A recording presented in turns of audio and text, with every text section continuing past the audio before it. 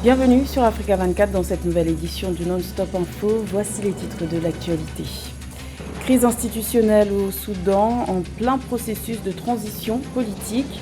La récente tentative de coup d'État déjoué a engendré l'annonce le 11 octobre de la dissolution du gouvernement par le président du Conseil souverain, le général Abdel Fattah al-Burhan.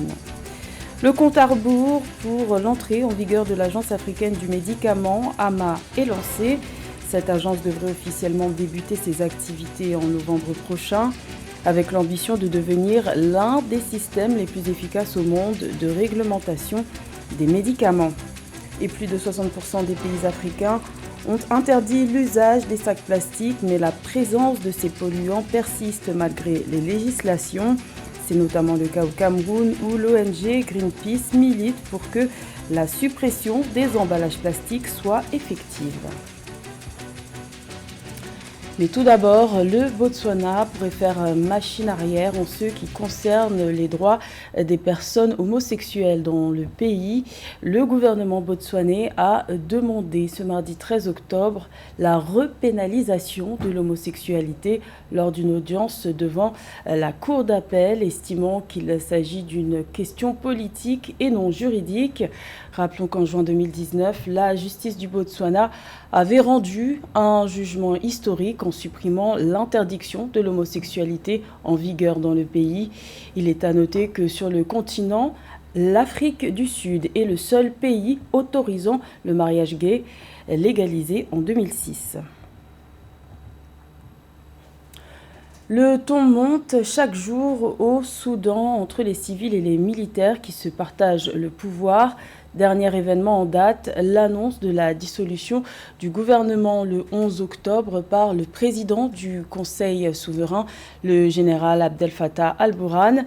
Une décision qui revient normalement au Premier ministre, mais le coup d'État déjoué le 21 septembre dernier a fait bouger les lignes déjà fragiles, un sujet de Philomène Tine. Au Soudan, seul le Premier ministre a la tâche de former un gouvernement. Néanmoins, le président du Conseil souverain, l'organe chargé de superviser la période de transition dans le pays, le général Abdel Fattah al-Burhan, a exigé la dissolution du gouvernement le lundi 11 octobre 2021. La tentative de coup d'État déjouée le 21 septembre et fomentée par des militaires selon les autorités a précipité le pays dans une crise politique selon l'avis des observateurs.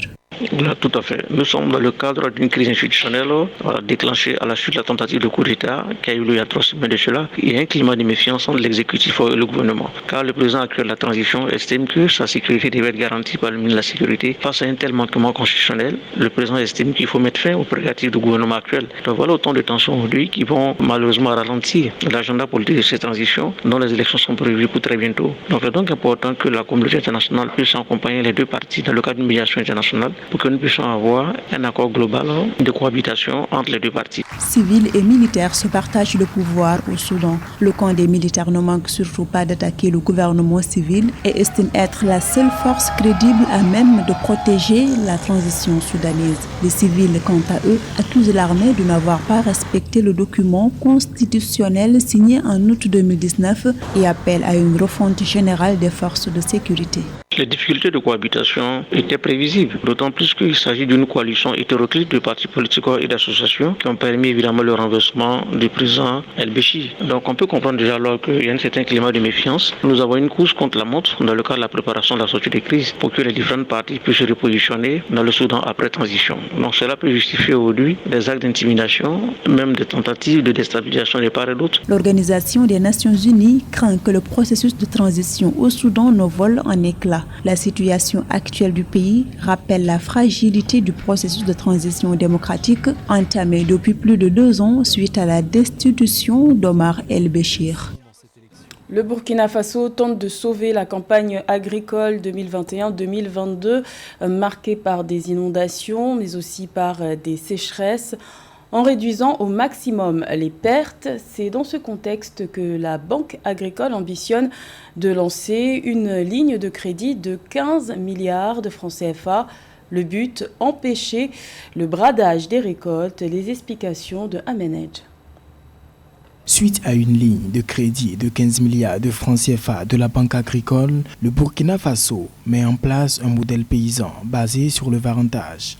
Il s'agit d'un système d'accès au crédit agricole et de sécurité alimentaire permettant aux producteurs de stocker une partie de leurs récoltes pour les utiliser comme garantie afin d'accéder au crédit collectif octroyé par les institutions de microfinance. Ceci devrait permettre d'atténuer le bradage des récoltes, souvent dû aux catastrophes naturelles liées au changement climatique. Le gouvernement envisage de reconstituer le stock national de sécurité alimentaire de 15 000 tonnes. Nous allons cibler les producteurs les plus touchés pour leur permettre de faire face à cette situation. Nous envisageons de mettre à l'échelle nationale le varantage communautaire de concertation avec la Chambre nationale d'agriculture, la Confédération paysanne du Faso et tous les producteurs agricoles pour qu'ils ne bradent pas leurs récoltes. La campagne agricole 2021-2022 au Burkina Faso est marquée par de fortes poches de sécheresse touchant cette région du pays et près de 46 000 hectares de terre avec des pertes estimées à 55 000 tonnes. Principale cause du bradage des récoltes, des mesures ont été prises pour en limiter les dégâts, notamment le déploiement de 500 forages à grand débit équipés de systèmes de pompage solaire d'acheminement d'eau pour favoriser la culture contre saison. L'exemple de Burkina Faso doit se répercuter sur tous les autres pays de l'Afrique de l'Ouest parce que c'est à saluer et à encourager pour que non seulement ça puisse être une réussite au Burkina Faso, mais également dans les autres pays comme la Côte d'Ivoire, pour que les paysans puissent vraiment sortir de leur précarité. Il sera également mis à la disposition des producteurs près de 8 700 tonnes d'engrais et près de 375 kg de semences, ce qui leur permettra de produire sereinement pendant la campagne sèche. Ils bénéficieront également d'un appui technique des agents du ministère pour le respect des itinéraires techniques. L'Afrique sera bientôt dotée d'un système de régulation des médicaments. L'Agence africaine du médicament est en cours de création et son entrée en vigueur pourrait se faire en novembre prochain. Le but, assurer la mise sur le marché, mais aussi la fabrication de produits de santé sûrs et de qualité pour mieux traiter les maladies sur le continent africain. Les précisions de Siamlo Victoria Sechi. L'Union africaine se prépare au lancement historique de l'Agence africaine du médicament, AMA, une agence qui doit être de toute urgence opérationnelle selon l'institution et dont le traité portant création doit être ratifié avant la fin de 2021. Ces derniers mois, l'élan pour le signer et le ratifier s'est intensifié sous l'effet de la pandémie de Covid-19. À ce jour, 18 États membres de l'Union africaine ont ratifié le traité AMA et 15 d'entre eux ont déposé les instruments de ratification auprès de la Commission.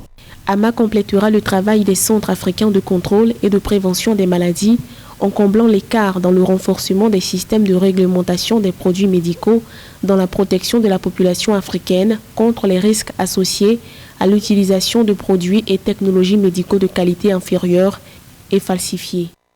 D'après les chiffres, l'Afrique ne produit que 3% des médicaments qu'elle consomme. Le continent présente la plus forte prévalence de médicaments de mauvaise qualité, soit 20%, et représente un quart de la morbidité mondiale. Des chiffres alarmants dus, selon les experts, à la faiblesse ou à l'absence de système de réglementation de médicaments que l'AMA veut radicalement réparer. Avec 17% de la population mondiale, l'Afrique sans l'AMA continuerait de supporter une charge de morbidité disproportionnée. Si cette agence a pour but de nous regrouper pour qu'on pèse plus lourd face à l'industrie pharmaceutique, c'est une très bonne chose.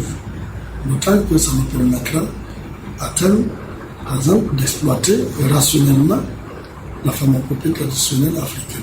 Vous savez que de nombreux médicaments qui circulent sont inspirés de la pharmacopée traditionnelle. Et l'Afrique en regorge. Également, cette agence peut nous permettre d'améliorer nos plateaux techniques au niveau local afin de nous permettre de fabriquer des médicaments en fonction de nos besoins et en fonction de nos moyens. La production locale de produits pharmaceutiques sûrs s'avère donc très urgente en Afrique. Et l'entrée en vigueur de l'Agence africaine de médicaments est un enjeu hautement capital. On estime d'ailleurs que le secteur pharmaceutique devrait passer de 19 milliards de dollars en 2012 à 66 milliards d'ici 2022.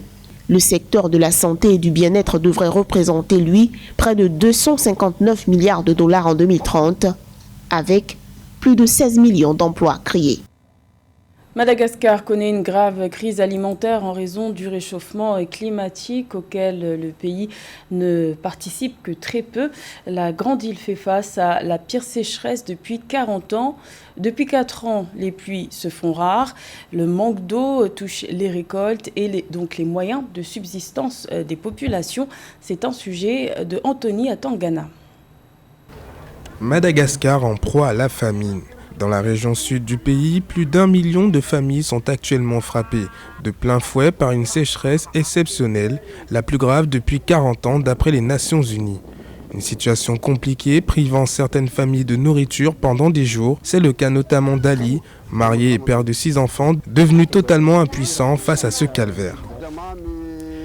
Le matin, on prend juste de l'eau et du sucre. Pour le déjeuner, du maïs sec comme vous le voyez, et le soir, on n'a parfois rien. Avant, nous pouvions acheter des choses parce que nous avions une petite somme d'argent. Avant, quand il pleuvait, je cultivais des patates douces et je recevais beaucoup d'argent en les vendant. Mais depuis presque 3 ans, les choses ont changé. Il n'y a plus de pluie, plus de champs à cause de la sécheresse. Je peux passer des jours sans manger. Actuellement, ce sont plus d'1 million de personnes, soit une moyenne de 2 habitants sur 5 de la région sud de l'île qui ont besoin d'une aide alimentaire d'urgence dans ce que les Nations Unies appellent une famine liée au changement climatique, comme nous l'explique Mbouli Charles Boliko, représentant de l'Organisation des Nations Unies pour l'alimentation et l'agriculture à Madagascar. C'est vrai qu'il y a le changement climatique qui occasionne beaucoup de sécheresse et la dernière que nous avons connue dure depuis plusieurs années. Et la conséquence, c'est qu'effectivement, là où on pouvait produire, il n'est plus possible de le faire parce que des sources d'eau tarissent, ainsi de suite. Dans le contexte même du changement climatique, on a des tempêtes de sable de plus en plus fréquentes, de plus en plus violentes. Et moi, j'ai visité personnellement des étendues normalement vertes de champs qui ont été couvertes de sable. Face à cette situation désastreuse pour une bonne partie de la population, le président malgache Andra Joël a décidé de donner des parcelles de terrain aux familles fuyant les zones touchées et a également appelé à la solidarité et à la responsabilité des pays les plus responsables de la pollution dans le monde. En ce qui concerne le district d'Ambossar hier que nous avons visité hier, il s'agit d'un projet quand même de 200 hectares qui seront attribués à 2000 familles. Donc c'est énorme. Nous, ce que nous attendons aujourd'hui, parce que cette partie de l'île du sud de Madagascar, ils sont victimes du changement climatique. Or, ils n'ont pas participé à la pollution et au changement climatique. Donc, nous, ce que nous voulons, ce que nous demandons, c'est que les pays qui polluent le plus doivent aider les pays qui polluent le moins. Selon le Fonds des Nations Unies pour l'enfance, ce sont plus d'1 demi-million d'enfants, dont environ 100 000 de manière grave, qui devraient souffrir de malnutrition dans le sud de Madagascar. Une situation qui provoque à la fois des maladies, de multiples retards de développement, mais également des décès. Madagascar est aussi touché par la déforestation massive et la coupe d'arbres abusive de la part des réfugiés climatiques. En 60 ans, la grande île a perdu près de 40% de ses forêts naturelles, une déforestation qui impacte directement l'environnement avec les érosions de sol, la perte de la biodiversité et la sécheresse. C'est dans ce contexte que le gouvernement a annoncé une campagne de reboisement. Objectif affiché, atteindre 40 000 hectares par an en plantant 40 millions de jeunes pousses grâce à la mobilisation populaire. 34, c'est le nombre de pays qui ont adopté une loi interdisant les emballages plastiques en Afrique. Une belle avancée pour éliminer ces déchets polluants, mais le chemin reste long pour la mise en application de ces législations. Au Cameroun, l'organisation non gouvernementale Greenpeace se bat pour que cette interdiction soit effective. Plus de détails avec Roberto Bogbe. Un peu plus de 42 tonnes de plastique non biodégradable saisies par les autorités camerounaises à Garoua, dans la région du Nord. Chez Greenpeace, la mesure est salutaire et les autorités devraient doubler d'ardeur pour l'abolition du plastique. Le ministère de l'Environnement doit veiller avec plus de rigueur au respect de l'arrêté interdisant l'usage du plastique au Cameroun. Il en a les moyens, nous espérons que cette bonne action ne va pas s'arrêter là, car l'État dispose de tous les moyens pour bannir à jamais le plastique de nos habitudes. En 2012, le Cameroun a rendu public une décision portant interdiction de l'utilisation des emballages plastiques non biodégradables de moins de 60 microns. Dans les marchés et les ménages, ceux-ci sont toujours autant visibles. Tout au contraire, la filière semble bien se porter, les prix des emballages ayant au moins été multipliés par 2. La première lecture, c'est que la population pour laquelle l'État, à travers ses différents démembrements, consent d'énormes efforts, refuse de prendre conscience de la gravité du problème et refuse de se joindre à la dite lutte. La deuxième lecture, c'est qu'il y a des opérateurs véreux tapis dans l'ombre qui continuent d'entretenir la chaîne de la contrebande au mépris de la réglementation. Pour certains environnementalistes, l'arrêté du 24 octobre 2012 portant réglementation de la fabrication, de l'importation et de la commercialisation des emballages non biodégradables demeure faible parce que les sanctions ne sont pas suffisamment coercitives. La seule sanction étant la saisie et la destruction des emballages non biodégradables aux frais du promoteur. C'était le journal de la rédaction. Merci de l'avoir suivi. L'information continue sur Africa 24.